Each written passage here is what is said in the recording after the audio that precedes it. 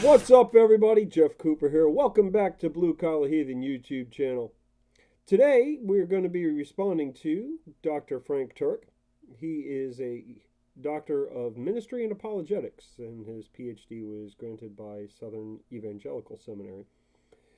Dr. Turek is, of course, the gentleman who popularized the phrase, "I don't have enough faith to be an atheist." It was the title of a book he released a few years ago.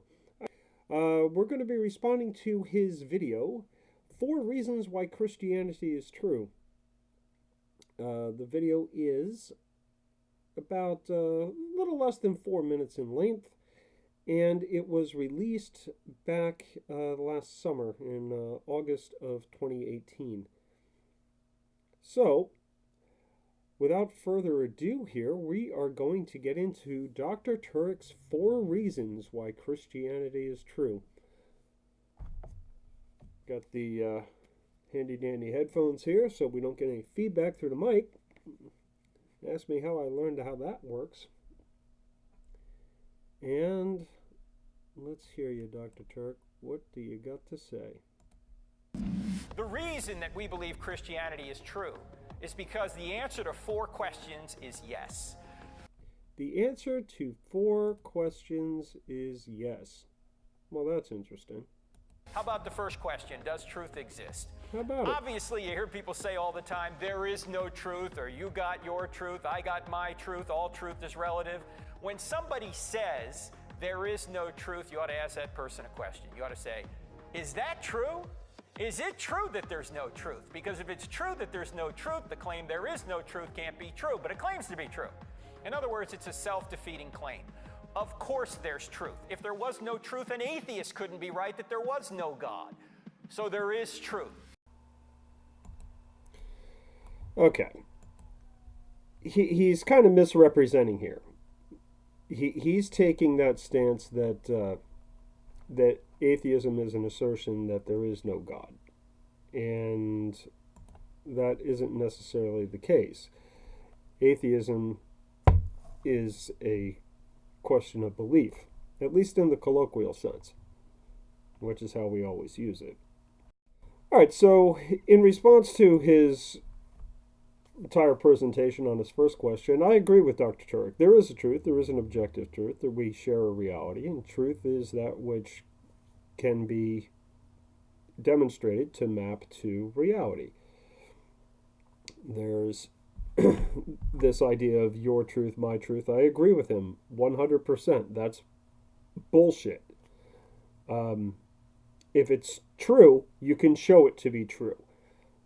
If you can't show it to be true, that doesn't mean that it isn't true. It just means you really can't make that claim about it. You know, if it was true, we'd be able to test it, to measure it, to make predictions from it. These are things that are true. So, for 4 questions, we got the first one down. Let's see what he says about the rest. Question number 2, does God exist? There are several arguments for the existence of God. Let me just give you one. Even atheists today are admitting that space, matter, and time had a beginning out of nothing. Well, think about this, friends. If space, matter, and time had a beginning out of nothing, whatever created space, matter, and time can't be made of space, matter, and time. Now, when you think about a spaceless, timeless, immaterial, powerful, personal, intelligent cause, who do you think of? God. Okay. I was kind of giggling there because he slipped in that uncaused creator at the beginning of this list. And even if we were to grant his assertion that there was a creator, let's say there was, just for argument's sake, his whole setup to this talked about, you know, space, matter, and time, that the creator cannot be part of space, matter, and time if it created space, matter, and time. If we were to grant, for the sake of argument right here, at this moment, that there was a creator of the universe, this in no way offers that creator this powerful, personal, and intelligent bit. These are extra things that Dr. Turek is tacking on so that the definition of his uncaused creator meets the definition of the deity of his religion. He's trying to define it into existence. He's not giving any demonstration that those additional properties are necessary, and he didn't present anything to that. He's just adding it on after he has made his argument for spaceless, timeless, and immaterial. Now, we don't know it's the Christian God at this point, but we know it's a theistic God, a being who's beyond the world, who created the world. The third question is, are miracles possible? Okay, we're already at question number 3. are miracles possible? Obviously, Christianity can't be true if miracles are not possible. Obviously. But the greatest miracle in the Bible has already occurred, and we have scientific evidence for it. What's that? I just mentioned the creation of the universe out of nothing. If Genesis 1:1 is true, every other verse in the Bible is at least possible. If Genesis 1:1 is true, then every other verse in the Bible is at least possible. I'm not sure how that follows, but let's look at it a second. Genesis 1:1. Now the version, whatever version of the Bible you happen to have handy or you may be exposed to in your church or in your home, Genesis 1:1 is, in the beginning, God created the heaven or heavens and the earth. Some versions have a comma, some don't. It really comes down to that is the beginning. So Dr. Turek is saying that if Genesis 1:1 is true, if God created the heavens and the earth as reported by Genesis 1:1, then every other verse in the Bible is at least possible. First off, that doesn't follow. And second off, let's look at Genesis 1:1 and see if it's true. In the beginning, God created the heavens and the earth. Well, in the beginning, if he's going to say the beginning was the Big Bang event, which was 13.8 billion years ago, if his God created anything at that time, if his God caused the Big Bang, if his God created at the moment of the Big Bang, if these two things were actually one, and the Big Bang was a demonstration of his God's creation, in the beginning his God created heat, and lots of it. In researching this, I found figures that said 100 nontillion, which is 10 to the 32nd power. That's it. Or 100. Yeah, 10 to the 32nd power, 100 nontillion degrees Kelvin, which just means ridiculously freaking hot. Matter came at about 1 second in the form of subatomic particles. Elements came around the 1 second to 3 minute mark as the universe was cooling. And then we started getting elements like hydrogen, helium, and lithium, the very, very light ones, the very beginning of the periodic table. Then we have to fast forward about 500 million years before we get stars. And planets didn't arise until sometime after that. Our planet, Earth, didn't arise until 4.6 billion years ago, nearly 10 billion years after the Big Bang event. So even if we were to grant that the Earth meant in the Bible was not this particular planet, even though that's what they were talking about, if we were to grant a more liberal definition of that and say that was any rocky planet, Genesis 1:1 would still not be true. Because in the beginning, there was heat. And no earth by any definition, came until 500 million years later. This Earth didn't come until almost 10 billion years later. So Genesis 1:1 is not true. Where does that leave every other verse in the Bible? Don't know. Those would have to be examined on a case-by-case basis, really. So we can take his assertion here and throw that right out the window. Let's see what else he's got to say. Because if there's a being that can create the universe out of nothing, can he Who do said it whatever was he a wants being, inside Dr. the Turk? universe? If he can create the whole show out of nothing, of course he can resurrect Jesus from the dead, or walk on water, or part the Red Sea. He can do any of that. No, he cannot.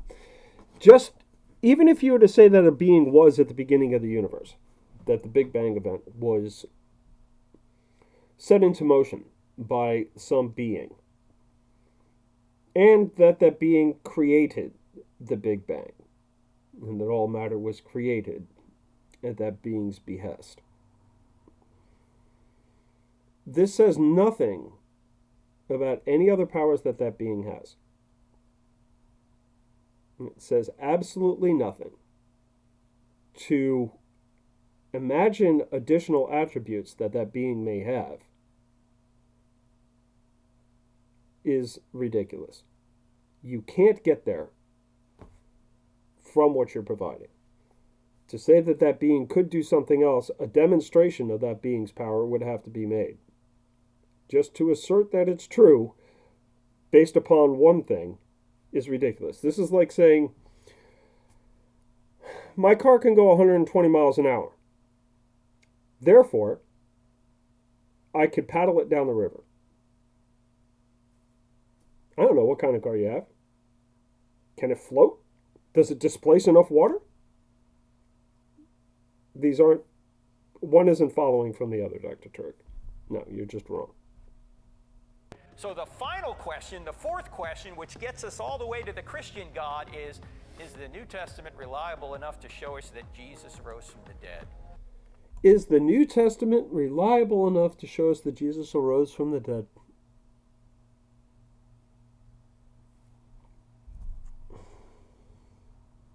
This is just coffee.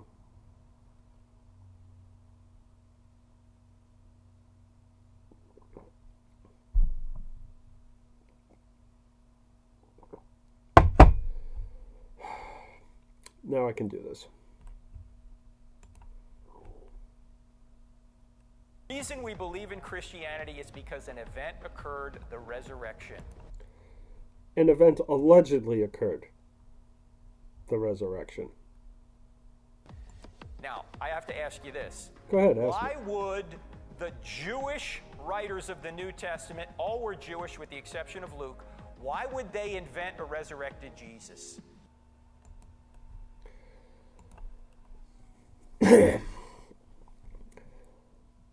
I know that Dr. Turek has a PhD in ministry and apologetics, but if the writers of the New Testament were Jewish, why was it written in Greek? So what I think he meant to say was, why were the Greek writers of the New Testament inventing a resurrected Jesus? Well, Dr. Turek, who says that they did? I don't recall anyone saying that they invented a resurrected Jesus. Now, there are mythicists out there, sure, okay? And some of them have better cases than others.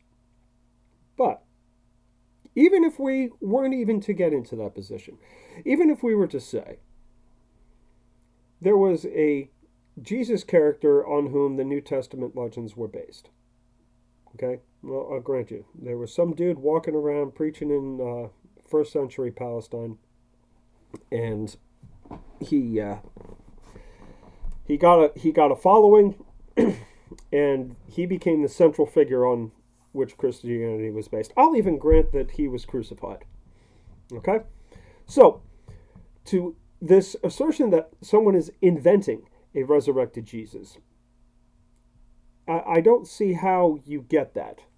Because I think it is much more likely that the writers of the New Testament, and we know, Dr. Turk, that they came at least a generation or two after the alleged events of the crucifixion. I think it's much more likely that the writers that wrote in Greek, the Greek writers of the New Testament, were merely recording the mythology of the religion that they were part of. What I'm saying, Dr. Turk, is I'm pretty sure that after a generation or two, those guys that wrote the Gospels in particular, were already Christians and recording and promoting the religion of Christianity. Seems much more likely to me. Why would they say that a man who claimed to be God rose from the dead if it didn't happen? They would say that because that was the narrative of the religion to which they already belonged. They thought that would be blasphemy for a man to claim to be God. And why would they invent a resurrected Jesus? They already thought they were God's chosen people. They had no motive to invent a resurrected Jesus. He is pretty much setting a land speed record for the use of resurrected Jesus. I wonder if he thinks that if he says it enough times that it'll be like a mind worm burrowing in, and people will just say, "Oh, well, if you don't believe in Christianity, then you believe in an invented resurrected Jesus." I honestly think that's where they're going with this. Anyway, moving on. And certainly they could not have invented it in Jerusalem, where an empty tomb existed.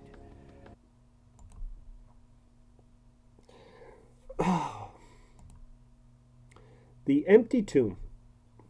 They could not have invented it in Jerusalem where an empty tomb existed. All right. I'm not going back into the invention thing. I think I've already covered that. That a tomb is empty is evidence of exactly nothing to do with a resurrection. Absolutely nothing.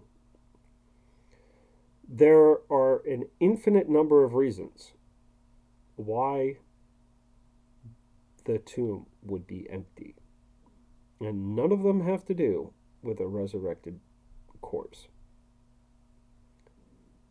It could be that the Joseph of Arimathea character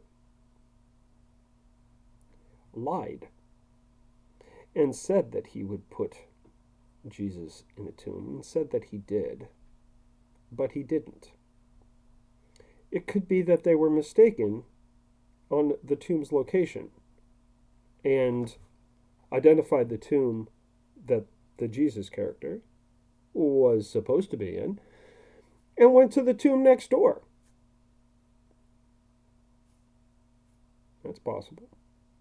It's possible that, if he had this following, isn't it possible that one of the disciples or one of the people to whom he was supposed to have ministered stole the body? Kept, wanted a piece of it as a trophy or whatever?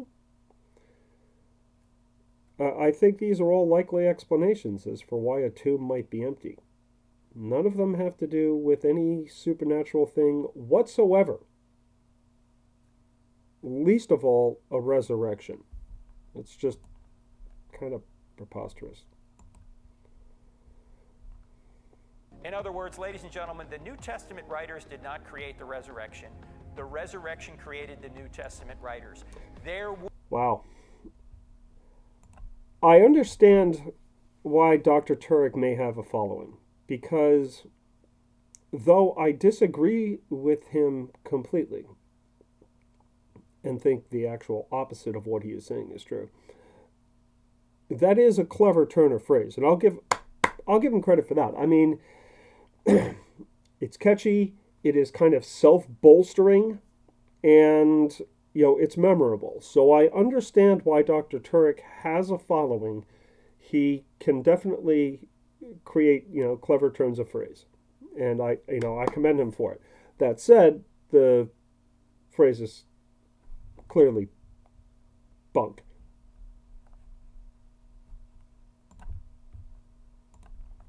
Would be no New Testament if it wasn't for the resurrection. There would be no New Testament if it wasn't for the writers of the New Testament. There would be no New Testament if it wasn't for the writers of the New Testament. And what he's saying here about Christianity being true, now, even we'll if see what the else New is there. Testament never existed, Christianity would still be true. Why? Because Christianity is based on an alleged event, resurrection. Dr. Turek. I don't understand how, without appealing to mythology and legend, how someone can determine that this resurrection actually took place.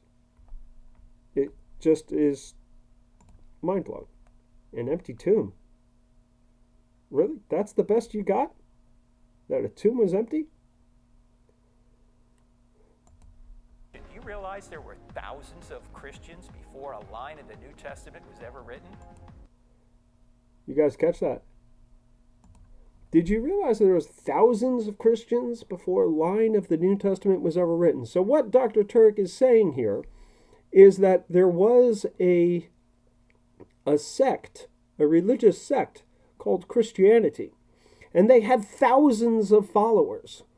And before a line of it was written, this already occurred. This had already been a thing. Christianity was a thing before a line of it was written. So, it sounds very much like the New Testament writers were recording the history and mythology of the religion to which they belonged. Thank you, Dr. Turek. Think you're proving my point pretty well. Because an event occurred, the resurrection. You have to have more faith to believe it didn't occur than it did. And if God exists, and he does... Just slips it in there. If God exists, and he does, demonstrate it, dude. Give me proof or give me peace. There you go. I'm not the only one that can turn phrases, Dr. Turek. Create the universe out of nothing, then he can certainly resurrect Jesus from the dead. That's why we believe in Christianity. One does not follow from the other. As the philosopher Tom Jump says, that is like saying the square root of pork chop.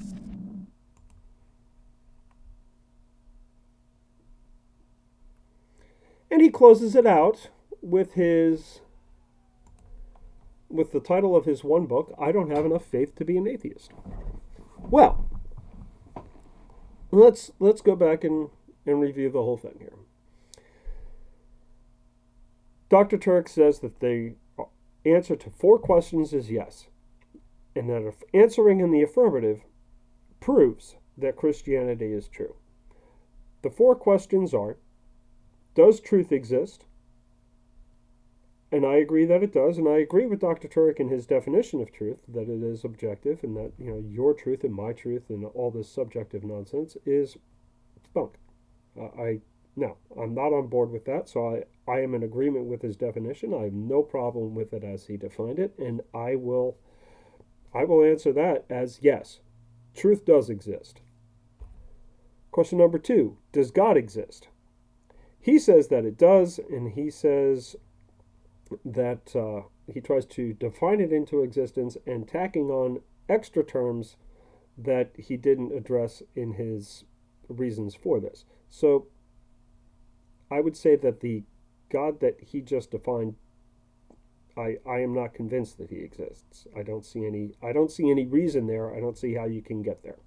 So my answer to question 2 is no. Question number 3, are miracles possible? The evidence that miracles are possible Dr. Turek presented was Genesis 1:1. And he said that if that's true, then every other verse in the Bible is possible. And in that, he means the miracle claims.